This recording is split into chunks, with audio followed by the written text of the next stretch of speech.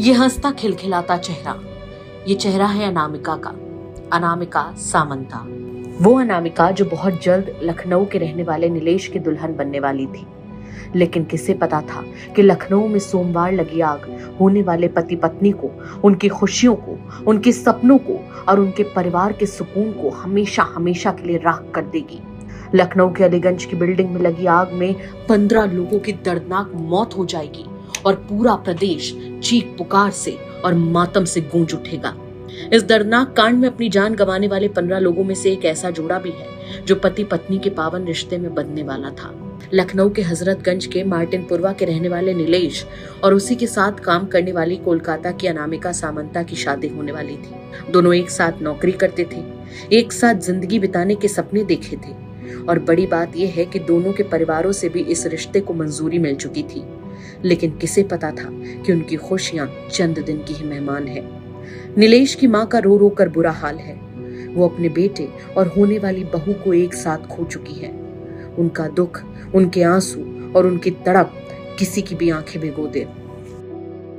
देखिए, मैं जिस परिवार के साथ हूं उसके ऊपर दुख नहीं, दुखों का पहाड़ टूटा है। वजह, इस परिवार का तो बेटा खोया ही, इस हादसे ने उनकी होने वाली बहू भी चली गई। दरअसल मैं नीलेश के परिवार के साथ हूं। नीलेश उसमें काम करता था और उसके साथ जो उसकी मंगेतर थी वो भी काम करती थी और इस दुखद हादसे में दोनों की जान चली गई। नीलेश की मां है, बिलख कर बुरा हाल है। आपकी नीलेश से कब आखिरी बार बात हुई थी, कब देखा था आपने?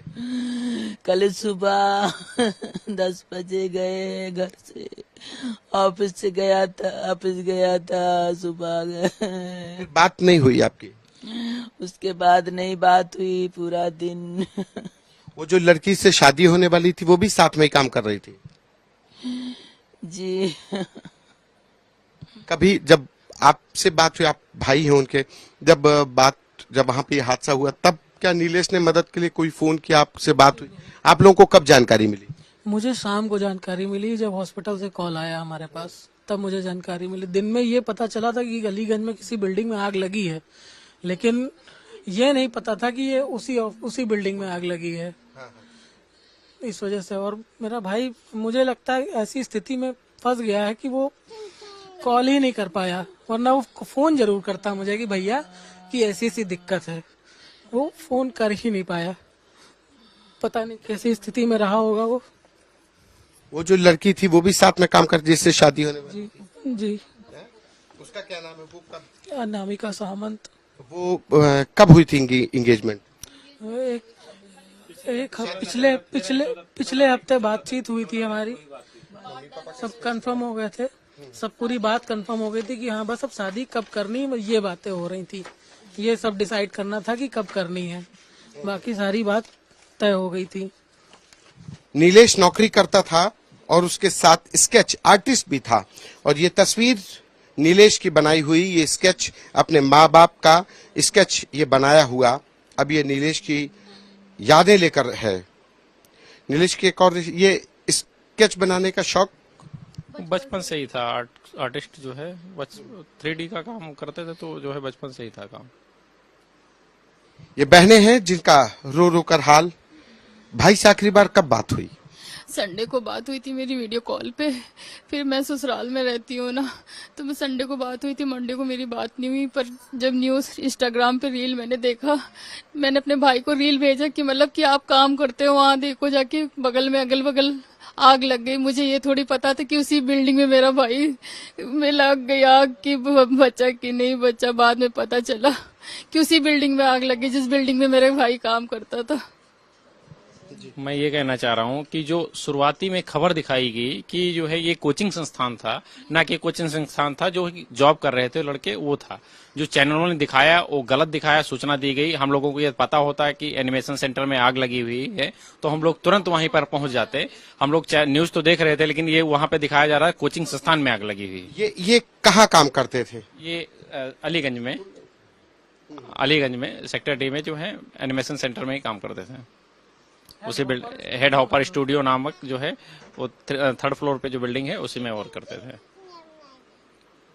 और ये बिल्डिंग जो ये बिल्डिंग है 2016 में जब इसको जो है अवैध घोषित किया गया कि ये गलत है, रिजेक्ट हो चुकी है ना, नक्शा पास नहीं है, उसके बाद में किसके भी है पर ये जो है चल रही थी बिल्डिंग, है ना। ये जो बिल्डिंग है, ये बिल्डिंग किस आधार पे चल रही थी,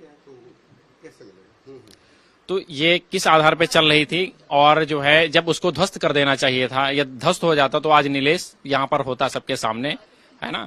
और आपसे आखिरी बार कब बात हुई थी? हमारी परसों बात हुई थी। नहीं, मैं मौसा हूँ। परसों शाम को बात हुई थी हमारी।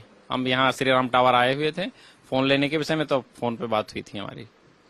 और ये गवर्नमेंट की जो है बहुत बड़ी चूक है कि ऐसे लखनऊ के या पूरे उत्तर प्रदेश में ऐसी अवैध बिल्डिंगें चल रही हैं जिनका कोई भी मानक पूरे नहीं है, और ये घटनाएं होती रहती हैं। पता नहीं कितने परिवार जो है उजड़ जाते हैं। एक सवाल व्यवस्था पर तो हो ही रहे हैं, लेकिन जो यादें हैं किसी भी परिवार की, जब उनका कोई अपना चला जाता है ऐसे हादसे में, तो सिर्फ यादें रह जाती हैं। सवाल खड़े हो जाते हैं कि इस हादसे के लिए जिम्मेदार कौन है। इस पूरे परिवार पर अब दुखों का पहाड़ टूट पड़ा है, क्योंकि बेटा तो गया ही, नीलेश के साथ काम करने वाली उसकी प्रेमिका, मंगेतर होने वाली पत्नी, कोलकाता की रहने वाली अनामिका की भी मौत हो गई।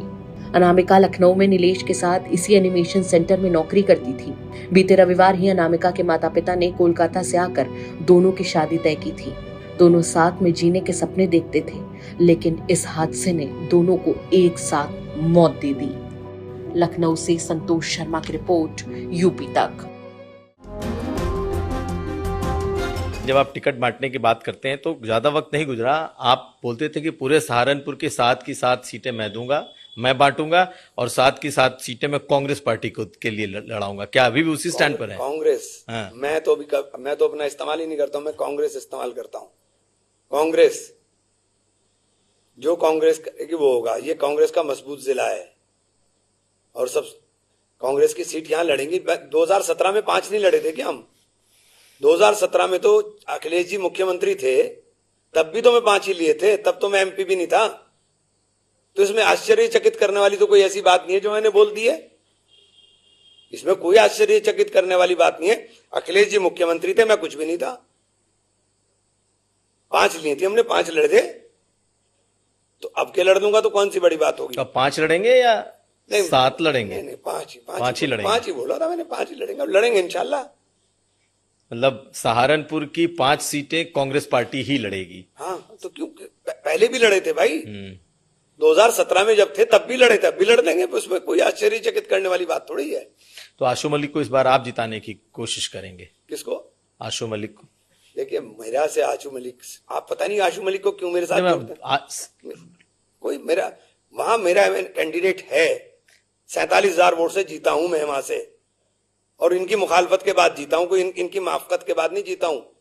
मैंने कहा मैं मुनाफिक नहीं हूं। अगर मैं मुखालफत करूंगा तो ओपन करूंगा, ओपन कह रहा हूं कि नहीं लड़ाऊंगा, मेरा कैंडिडेट लड़ेगा। मैं कोई ऐसा नहीं हूं कि आप मेरे साथ रहेंगे और मेरी पीछे से काटेंगे, नहीं। इमरान मसूद है मेरा नाम, मैं किसी की मुखालफत पीछे नहीं करता हूं। मुझे जो करना है फ्रंट पे करूंगा, पीछे कुछ भी नहीं करूंगा। तो इस बार आप क्या करेंगे? मेरा कैंडिडेट लड़ेंगे, 5 लड़ेंगे ना, कहता हूं मैंने, 5 लड़ेंगे मेरे, और कोई आश्चर्यचकित करने वाली बात नहीं। पिछली बार भी लड़े थे 2017 में भी, अब के भी लड़ेंगे, इसमें कोई ऐसा वो नहीं है।